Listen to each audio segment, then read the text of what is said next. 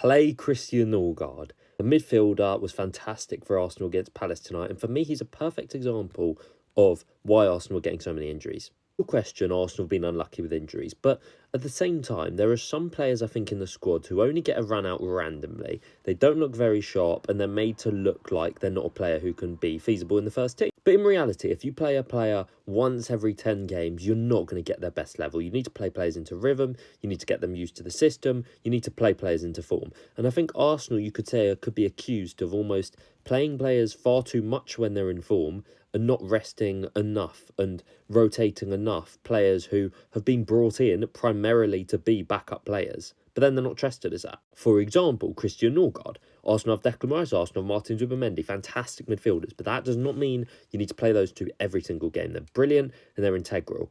But it's not the end of the world when you don't play one of them against certain teams. You know, you don't play Rice against Wolves and you play Norgard. These guys, you know, Norgard is a ex-Brentford captain. So many top players in the squad. Ethan Nwaneri is an 18-year-old starlet. Lewis Skelly, the list goes on. And I think we're seeing it less and less now that Arsenal have a fantastic squad, but there's still players who are getting overplayed when they don't need to get overplayed.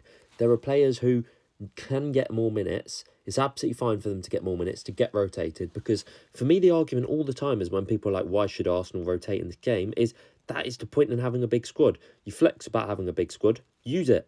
For me, that's where Arsenal's right-back injuries have come from, for example. And this isn't exactly their fault or Arteta's fault at all. It's just unfortunate. But the reason that Ben White and Timber have had so many injuries collectively is because one's played 2 to 3 games for 3 years. The other's done their ACL in that time, so they keep playing those games. The other comes back from their ACL injury. The other's already been playing for 2 to 3 years. So what happens? He gets injured as well. And it's a merry-go-round of players getting injured because they have to play a ton of games when they're in a more vulnerable state. But the main takeaway for me from this is don't underestimate players, let them come into form, let them be the player you brought them in for, to be depth players, to be reliable squad options, because there's no point in bragging about having the best squad in the league if you're not going to use it. And as I say, this is more a general point. I think it's one you could accuse more in the last few years, but I think it's one which still stands and is one to really say, to really have importance of. They need to play to get into form, and then you can see the best level.